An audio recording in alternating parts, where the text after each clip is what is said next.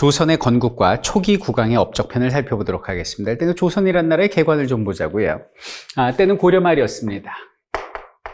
고려 말에 친원파 권문세족들에 맞서기 위해서 그 공민왕이 4대부를 등용을 했었는데, 공민왕은 먼저 떠나시고 이제 우왕이 집권을 하게 되죠.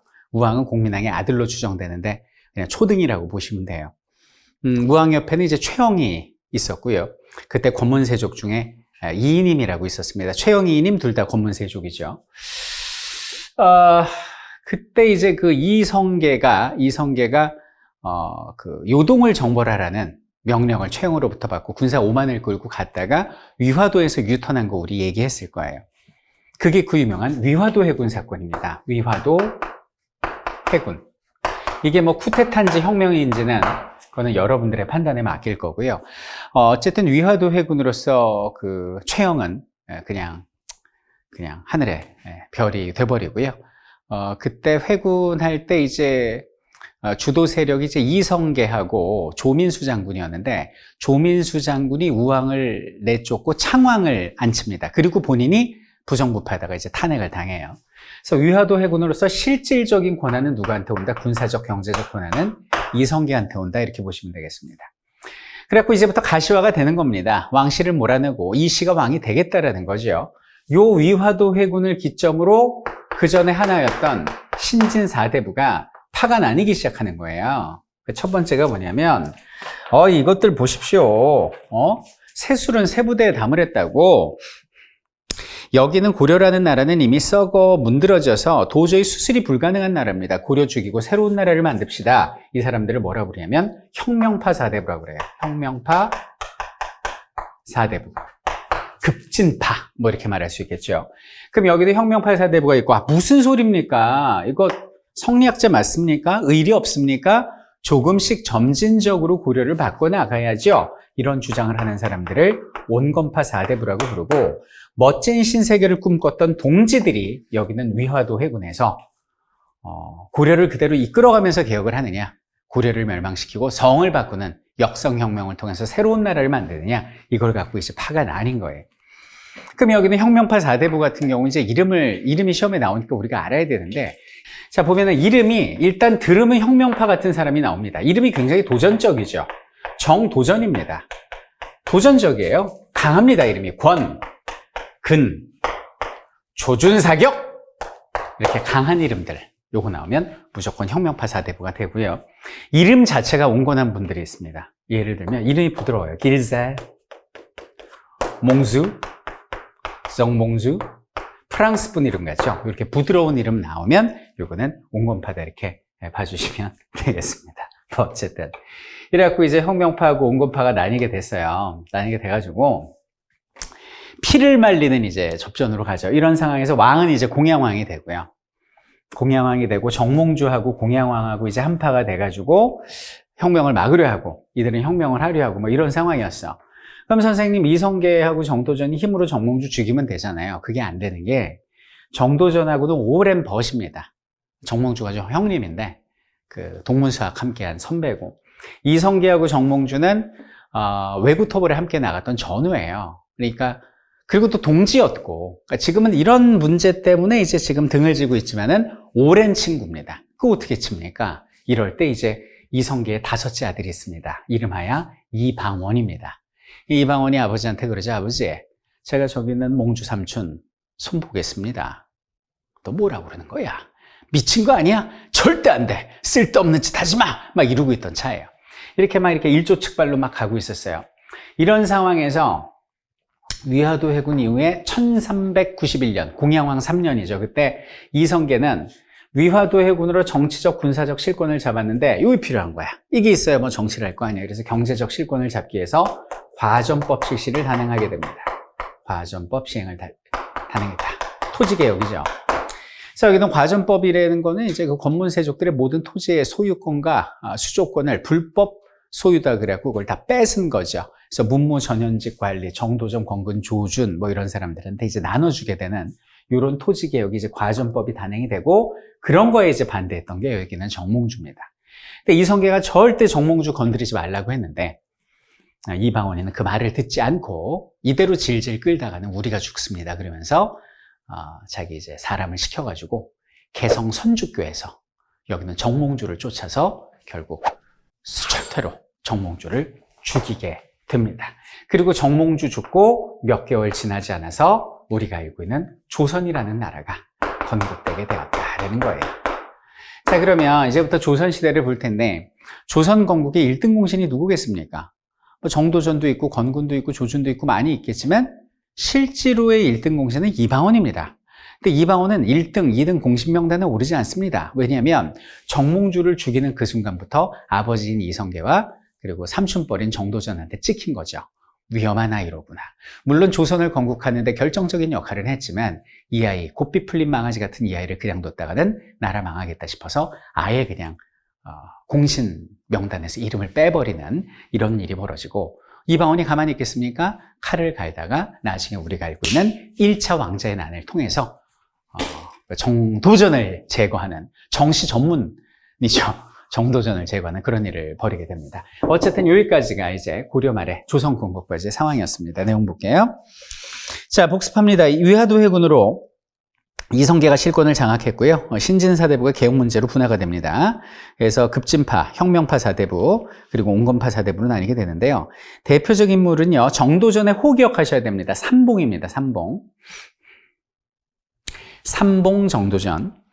조준사격, 권근, 윤소정 남은도 알아주시면 좋을 것 같아요. 윤소정 남은. 요거 한번 시험에 나왔었어요. 요거 온건파로 출제할 수 있습니다. 윤소정 남은. 이 사람들은, 여기는 급진파다. 자, 그 다음에 이제 이 사람들은 세왕조를 건설하자고 주장을 하고 과전법 시행을 주장을 했던 사람들이고요. 온건기합파는 정몽주, 포은 정몽주입니다. 호가.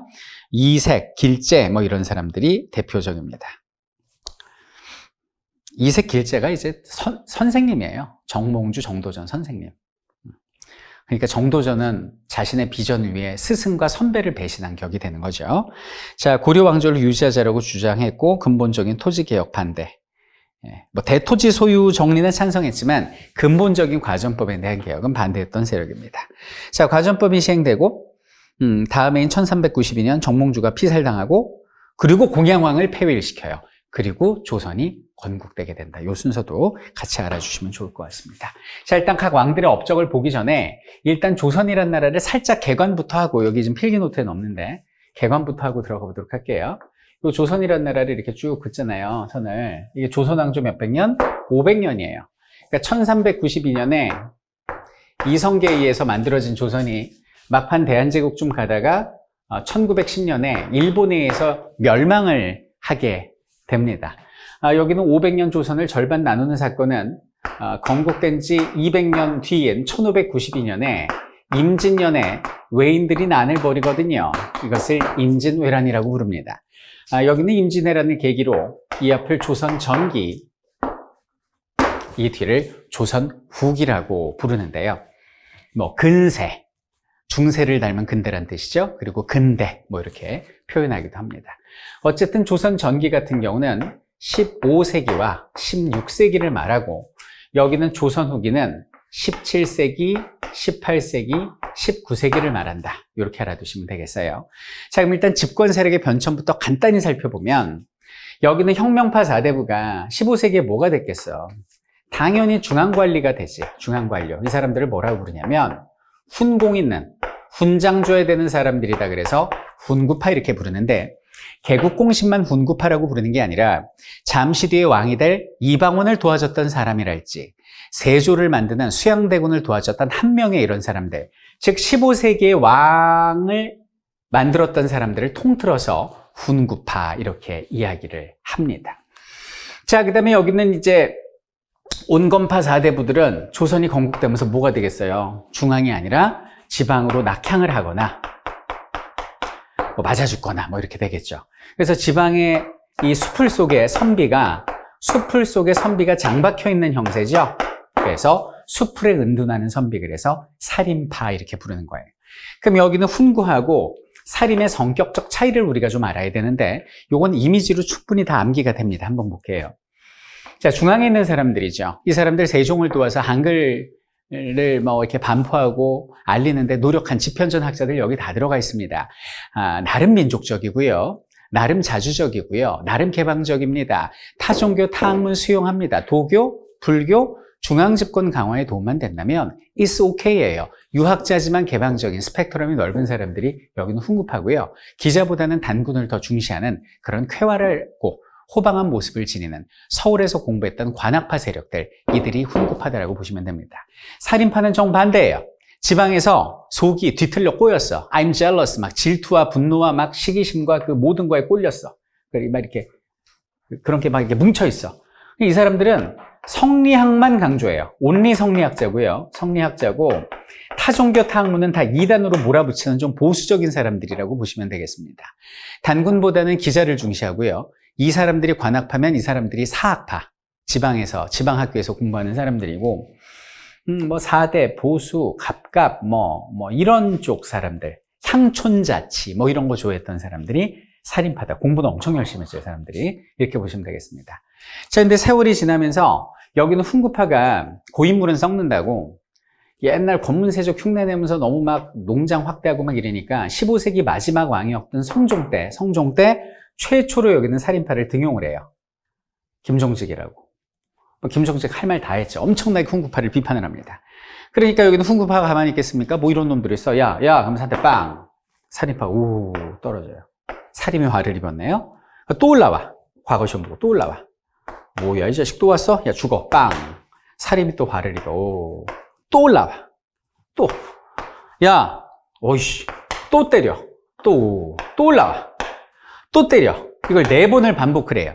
그래서 살인이 화를 입었다. 다른 표현으로 선비가 화를 입었다. 그래서 사화라는 것이 16세기 무오년, 갑자년, 김효년, 을사년에 벌어지거든. 이게 바로 그 유명한 16세기 사화다. 이렇게 보시면 되겠습니다. 막 때려잡고 막 죽이고 해도 계속 과거 시험 받고 막 올라오게 돼요. 그래서 결국은 여기는 살인파들이 중앙정계를 장악하고요. 왜냐면 과거 시험에 붙어갖고 중앙에 올라오는 게 살인밖에 없어요.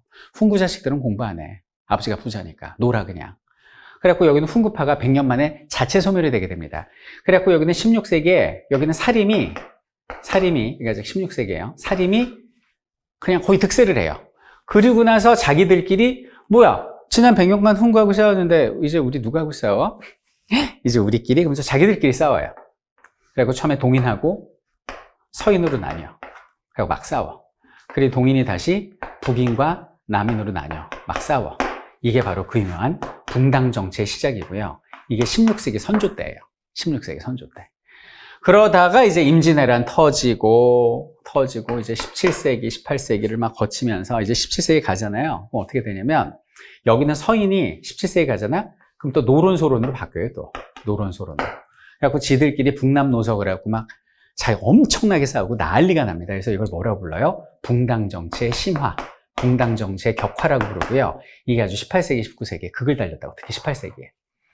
그러니까 18세기에 영조, 정조는 붕당 정치 못하게 하려고 탕평비 세우고 막 탕평시에 음식 만들고 난리도 아니었던 거지. 그래서 우리가 꼭 알아야 될 거는 우리가 알고 있는 당쟁, 당파 싸움 이런 건 이제 좋은 표현이 아니고요. 일본인들이 많이 쓰는 표현이고 붕당 정치의 변질, 붕당 정치의 심화 이 정도 표현이 좋은 것 같고 정리를 하면 고려 말의 혁명파와 온건파 4대부의 싸움은 붕당 정치 아니다. 그리고 조선 초의 훈구파 살인파의 대립도 붕당 정치가 아니다. 그러면 여기는 선조 때 임진왜란 벌어지기 전에 선조 때 살인파끼리 나뉜 동인과 서인으로 시작한 분화 그때부터가 붕당 정치고 이것이 17세기, 18세기를 지나면서 점점 변질되고 심화됐다. 이렇게 이해하시면 되겠고요. 나중에 19세기 가잖아. 그러면 붕당 자체가 없어져요.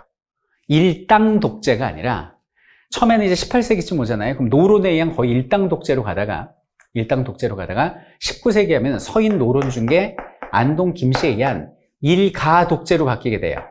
여러분들 권력이라는 건요. 나눌수록 민주적이고 나눌수록 진보적이라고 보시면 됩니다. 그리고 이게 한 사람한테 권력이 집중될수록 이게 정치가 퇴보한다고 이제 현대 기준으로 보면 말할 수가 있는데 그전에는 그래도 당이라는 게 있었잖아요. 여당, 야당. 막 여당, 야당이 엎치락뒤치락 했지만 여당, 야당 상호 견제가 있었는데 여기는 18세기 들어서 일당 독재로 가더니 여기는 19세기로 오면서 일당이 아닌 일가 독재, 김씨에 의한 일가 독재로 가더라.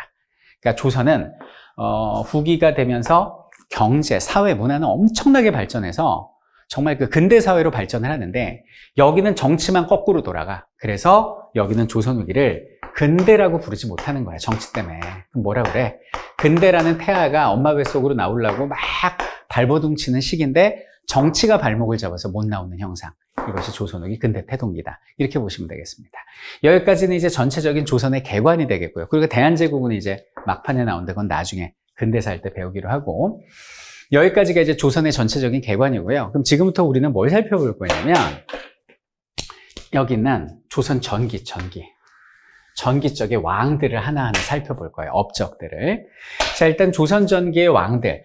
조선시대 왕들, 고려시대 왕을 외우는 사람은 거의 없어요. 선생님들도 잘 못 외우고요. 외울 필요도 없고, 사실. 그지? 근데 조선시대의 왕들은 외워야 돼요. 순서를. 자, 지금부터 한번 해볼게요.